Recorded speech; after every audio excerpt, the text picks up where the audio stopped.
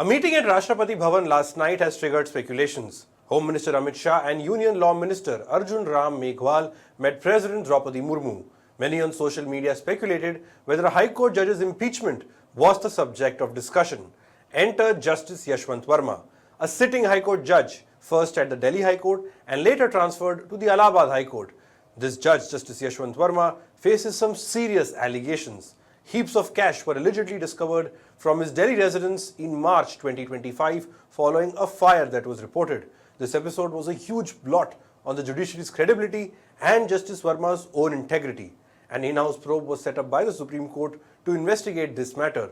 A report has been prepared but not made public yet. Former Chief Justice of India Sanjeev Khanna had nudged Justice Varma to resign because the findings of this panel were damning. Justice Varma continues to be defiant on his part. He has denied all charges of wrongdoing and refused to resign. So then, the Chief Justice of India forwarded this report to the President and Prime Minister to decide the future course of action. So what has the in-house panel actually found? Hello and welcome, I'm Shubham Chauhan. Let's get started. First, here's an update from the Supreme Court in this matter today. The Apex Court refused to grant an urgent listing to a plea that called for an FIR against Justice Yashwant Varma. A bench comprising Chief Justice B.R. Gavai, the newly elected Chief Justice of India B.R. Gavai and Justice Augustine George Massey asked petitioner Matthews Nidampura to follow the mentioning procedure. Nidampura and three others in their plea called for an immediate initiation of criminal proceedings against Justice Yashwant Varma. They said the in-house committee found the cash allegations against Justice Varma to be prima facie true, and hence, like any other common individual, Justice Varma must be criminally prosecuted. In fact, the same petitioners had approached the top court in March itself with the same request. The court had said then that the plea, which was filed at the time, was premature, given that an in-house probe against him was already underway at that point in time. Now the petitioners say that the probe is done and there should be no further delay in taking action against the judge in question. The petitioners had also urged the court to make the in-house report against Justice Yashwant Varma public.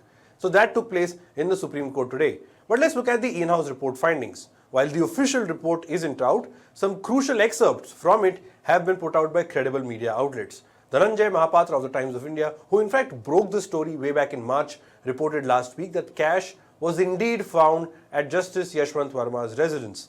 A three-member in-house panel comprising Punjab and Haryana High Court Chief Justice Sheel Nagu, Himachal Pradesh Chief Justice S. Sandavalia and Karnataka High Court's Justice Anu Sivaraman did confirm that contrary to Justice Yashwant Varma's claims, cash was indeed found at his residence. The latest excerpt is this one, a report by Manish Chiber of the leaflet. The report says that there are several mismatches between Justice Yashwant Varma's claims and the evidence that was found on ground. The leaflet reported that several attempts were made to mislead the probe panel, but the same failed miserably. Let's look at this point by point. First, on how much cash was actually found or allegedly found at Justice Varma's residence.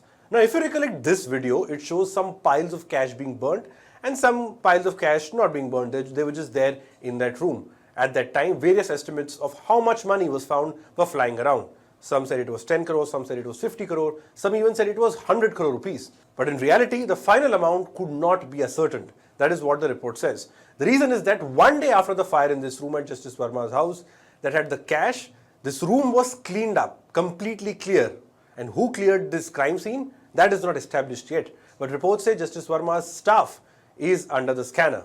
A source told the leaflet that some unnamed person made several trips in private vehicles to clean the room and also move out the material which was burnt and otherwise from the scene of the incident.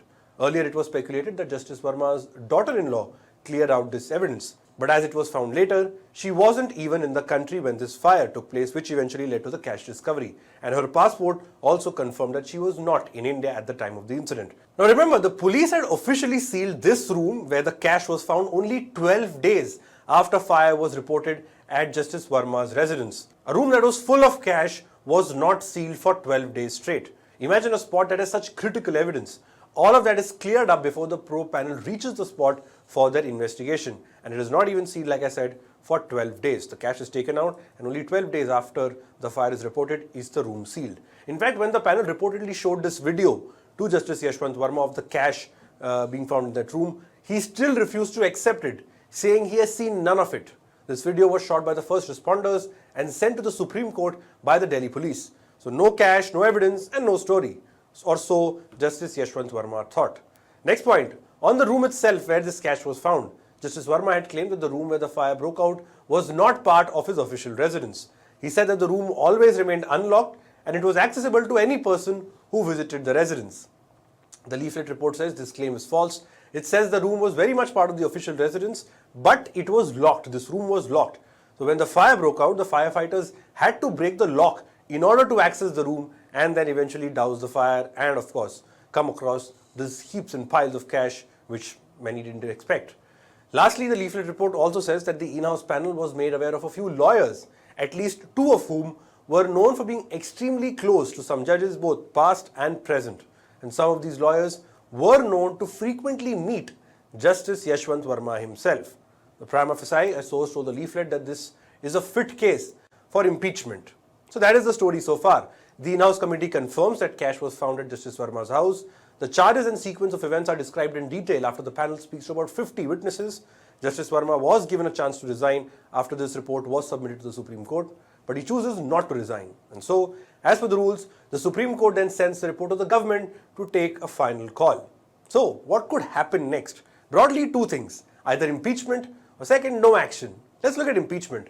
A judge of the Supreme Court cannot be removed from office without an order from the President. That is what the Indian Constitution says. The President can do so after the Lok Sabha and Rajya Sabha, that is India's parliament, pass a motion by a majority of not less than 2/3 member being present. The government has to introduce that motion in parliament. Now, no judge has ever been successfully impeached in India's history. Judges who were facing charges of corruption or just grave charges have chosen to resign or retire before parliament proceedings could have reached its logical conclusion. The second option is that the government sits on this impeachment notice, just like it did in the case of Justice S.N. Shukla. He was a judge at the Allahabad High Court. In 2018, an in-house probe recommended his removal over his role in a medical college admission scam. Justice Shukla, once his report came out, he refused to resign. In fact, two Chief Justices, Deepak Mishra and Ranjan Gogoi, two successive CJIs, recommended Justice Shukla's impeachment to the government. In the interim, all judicial work was taken away from him, and this was for about 18 months. But the impeachment never happened because the Modi government did not respond to the impeachment notices.